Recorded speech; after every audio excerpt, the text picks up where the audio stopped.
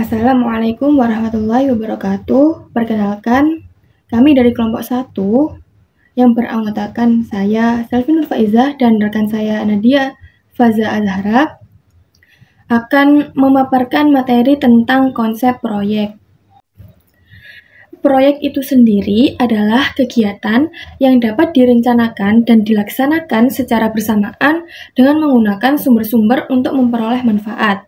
Kegiatan tersebut dapat mencakup investasi baru seperti pembangunan pabrik, pembangunan jalan raya atau kereta api, irigasi, bendungan, perkebunan, dan lain-lain. Nah, proyek ini dapat dilakukan oleh perorangan, lembaga pemerintah, lembaga swasta, ataupun organisasi sosial. Sementara, proyek menurut Project Management Institute atau PMI adalah upaya sementara dengan awal dan akhir yang jelas.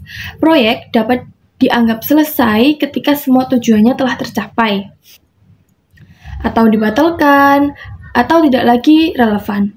Nah, di sini manajer proyek itu akan memimpin tim proyek dalam perencanaan, penjadwalan, pelacakan, dan penyelesaian proyek dengan dukungan sumber daya seperti biaya, waktu, sumber daya manusia, alat, dan peralatan yang dikelola melalui manajemen yang baik. Dalam pelaksanaan proyek, sumber daya dapat berupa barang modal, tanah, bahan setengah jadi, bahan mentah, tenaga kerja, dan waktu. Nah, sumber daya ini sebagian atau sepenuhnya dapat dianggap sebagai barang atau jasa konsumsi yang dilepaskan dari penggunaan saat ini untuk mendapatkan manfaat yang lebih besar di kemudian hari atau di masa depan. Selanjutnya yaitu ciri-ciri proyek. Memiliki tujuan yang khusus adalah salah satu ciri utama dari proyek. Ini berarti setiap proyek dimulai dengan visi dan tujuan yang sangat spesifik, biasanya berbeda dari operasi sehari-hari suatu organisasi. Misalnya, tujuan proyek dapat berupa pembuatan produk baru, meningkatkan efisiensi operasional, atau menyelesaikan masalah tertentu. Untuk mencapai tujuan khusus ini, tentunya proyek memerlukan perencanaan yang cermat, alokasi sumber daya yang tepat, dan pengelolaan risiko yang efektif. Sementara itu, ciri-ciri proyek disebutkan juga antara lain yang pertama yaitu standar dan mutu kerja yang telah ditetapkan.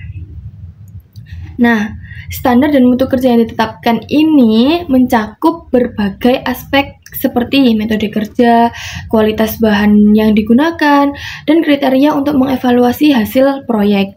Standar ini sangat penting untuk memastikan bahwa proyek berjalan sesuai dengan perencanaan dan mencapai tingkat kualitas yang diharapkan. Dengan standar yang jelas, tim proyek dapat bekerja dengan efisien dan fokus, mengurangi kemungkinan kesalahan, dan memastikan hasil yang diharapkan. Ciri kedua yaitu bersifat sementara. Proyek tidak memiliki jangka waktu yang sama seperti operasi bisnis biasa. Perencanaan proyek dimulai dan tujuan akan tercapai. Tergantung pada kompleksitas dan tujuan proyek, durasi dapat berkisar dari beberapa minggu hingga beberapa tahun.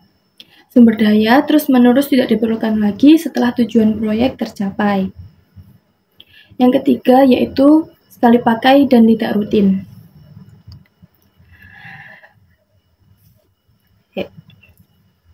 Sifat ketiga yaitu sekali pakai dan tidak rutin. Proyek ini dimaksudkan untuk dilakukan sekali saja dan tidak dilakukan lagi. Ini adalah hal yang membedakan proyek dari aktivitas operasional biasa yang berulang dan konsisten. Proyek telah dirancang untuk satu kali pelaksanaan, misalnya mencakup pembangunan gedung, peluncuran produk baru, atau pengembangan sistem teknologi informasi. Ciri keempat yaitu membatasi pengeluaran anggaran. Ketika proyek dijalankan, maka manajer proyek harus mengatur sasaran yang dicapai dengan membatasi biaya sesuai dengan besarnya anggaran. Ciri kelima yaitu membatasi tanggung jawab untuk menyelesaikan proyek. Nah, ini dilakukan agar tidak ada pertumpang tindihan tanggung jawab dalam penyelesaian proyek. Secara keseluruhan, dari beberapa ciri proyek yang telah disebutkan, maka suatu proyek perlu manajemen yang cermat dan sumber daya yang terfokus agar tujuan spesifik yang sudah ditetapkan dapat dicapai dalam beberapa waktu yang sudah ditetapkan. Bentuk pengerjaan proyek yang pertama adalah proyek swakelola. Pengerjaan proyek swakelola adalah pengerjaan proyek yang dikelola oleh organisasi atau perusahaan itu sendiri. Meskipun begitu, bukan berarti semua sumber daya manusia yang terlibat di dalamnya adalah staf atau pegawai perusahaan tersebut. Bisa juga dengan menyewa tenaga ahli dalam kurun waktu tertentu untuk bergabung dalam proyek tersebut. Yang kedua adalah subkontrak. Bentuk pengerjaan subkontrak adalah suatu perusahaan atau organisasi yang mendapatkan proyek atau bahkan membuat proyek, namun tidak dikerjakan secara sendiri, tetapi akan dilimpahkan kepada organisasi atau perusahaan yang lain. Perbedaan antara proyek dan program. Proyek merupakan serangkaian aktivitas yang sementara dan juga unik yang dilakukan dengan tujuan mencapai suatu hasil, produk, atau layanan tertentu. Proyek juga memiliki kurun waktu yang singkat dan juga jelas. Sedangkan program merupakan rangkaian kegiatan yang dilaksanakan secara berkesinambungan dengan waktu dan pelaksanaannya biasanya membutuhkan waktu yang panjang. Faktor-faktor timbulnya proyek. Yang pertama, memenuhi persyaratan peraturan, hukum, atau sosial. Yang kedua, memenuhi permintaan atau kebutuhan pemangku kepentingan. Yang ketiga, menerapkan atau mengubah strategi bisnis atau teknologi. 4. Membuat, meningkatkan, atau memperbaiki produk, proses, atau layanan. Faktor-faktor keberhasilan suatu proyek. Faktor-faktor keberhasilan suatu proyek biasa disebut dengan triple constraint yang terdiri dari ruang lingkup, waktu, dan biaya.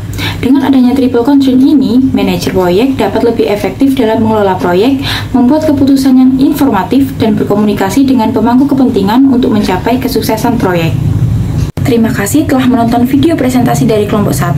Mohon maaf apabila banyak kesalahan kata. Wassalamualaikum warahmatullahi wabarakatuh.